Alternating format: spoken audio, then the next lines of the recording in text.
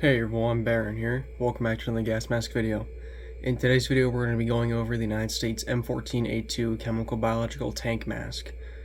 The M14A2 was developed in the early 1960s as an improved model of the M14A1 Tank Protective Mask, and it was adopted in 1962 and obsoleted in the mid-1990s. This mask features a solidly molded facepiece of natural black rubber known as the E56R4. It has a glued-in urethane eyepiece, a smooth, non-textured inner surface, a C8R1 or C15 head harness, a C11 inner oral-nasal cup assembly, permanently affixed, an M51-UR carbon microphone with female CVC plug assembly, a it's an M7 Nylon coating breathing hose for this one, an M10A2 filter with an M9 canister sling. All tank masks will feature the sling. The aircrew version of the M25A1, known as the M24, which I have a video lined up for, does not actually have this coupling that you see on here. It would still have the filter sling to my knowledge. And it would also have an M13 or an M13A1 carrier bag. I was going to wait to post this video because I just ordered a size small marked M14A2 carrier because you can't find a medium or large marked M14A2 carrier. But of course I have nothing to do because according to my family and friends I am a jobless schizoid, so I just wanted to do this really quickly. Yeah, this mask is in unfortunate condition, as you can tell. The facepiece, the lens assembly, is covered in what appears to be fungus. I don't know what the deal with it is. It looks like it's... I don't know. It's completely clear other than, of course, the bluing and the whatever is on the facepiece assembly.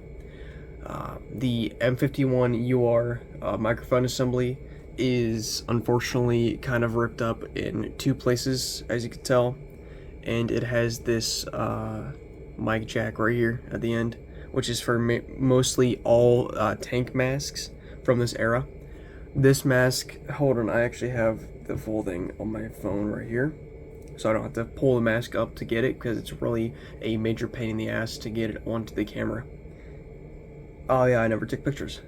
Sorry, I haven't taken this, I haven't put this on my Instagram yet. This is dated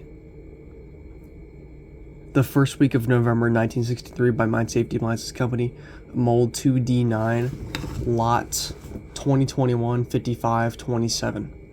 It is a size medium, and the C15 outlet valve on it is a Class B gray rubber, General Tire Rubber Company, 1953, January, February, March, April, May, June, July, August, September, first week of September. As you can tell, this is not an M25.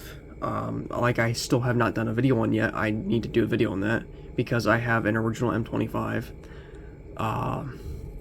What the M25 was a modified M14A2. It would take the M14A2, I believe it would have an upgraded style of this assembly right here, the microphone assembly, and it would attach to, I believe, both winterization and optical or outsert assembly pins right here. Hold on. Which one I grabbed? There we go. Here's my M25A1 mask. It would have this. This is what it would have. And it would have an upgraded mic assembly. I don't believe it was this one. This seems to be the exact same mic assembly as the one on the M14A2. But as you can tell, this is an M25A1. It has the upgraded little area right here. The M14A2, to look out for an M25, you would see basically everything on here, except it would have this older World War II style buckle tab system right here, not this long one without the metal. It would just have like a long rubber one on the M25A1. That's what you want to look out for. Also, this thing right up here, this little weird style of Preston buckle assembly, you would have the earlier one on the M25 as well. I will do a video on the M25 as soon as I get the chance. Leave that down there. And of course you see right here, manufactured 4th OTR 1963 by the R.E. Darling Company Incorporated.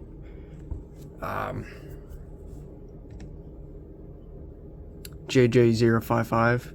This is not a Nexus. Yeah, no. Filter is, of course, M14A2. It's an M14A1, but the M14A2 designation comes from the filter coupling.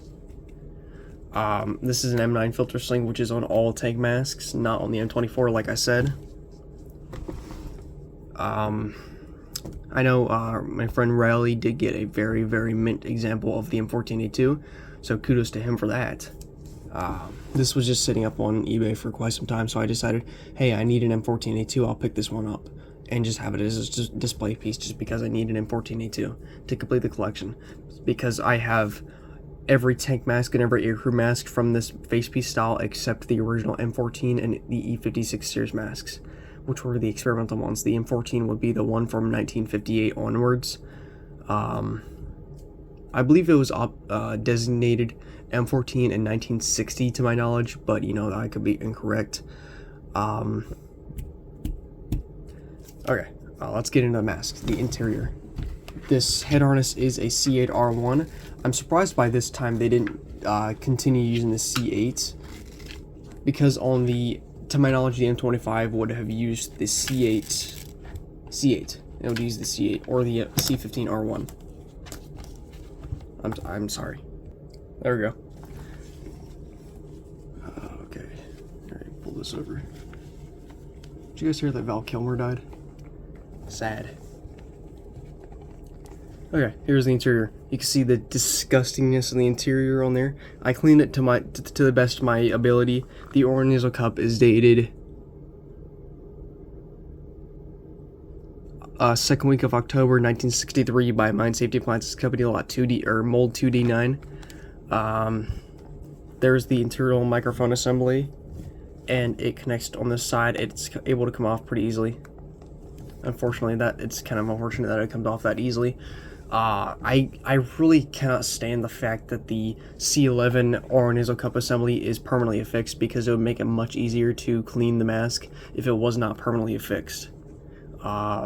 You can see the remnants of the silicone spray still setting. That's about it for the interior, and that's about it for this entire mask.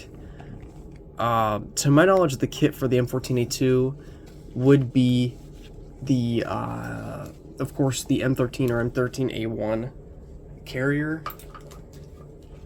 Maybe even the ABC M5 hood, and a lot of other stuff that would go into the M25 kit. But I don't actually entirely know what the kit for the M25 is. Sorry, it's looking terrible because I don't have the mask on screen.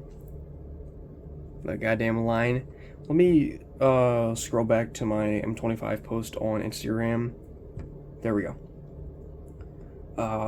Okay, it would be the outserts, M2 anti-glare, and the tinted, and then you of course have the M4 winterization outsert. You would have,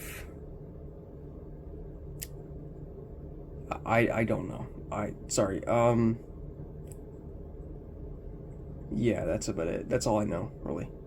Obviously, you would probably have some sort of anti-dimming composition, such as the early 1950s one, or even, I don't believe they would have the,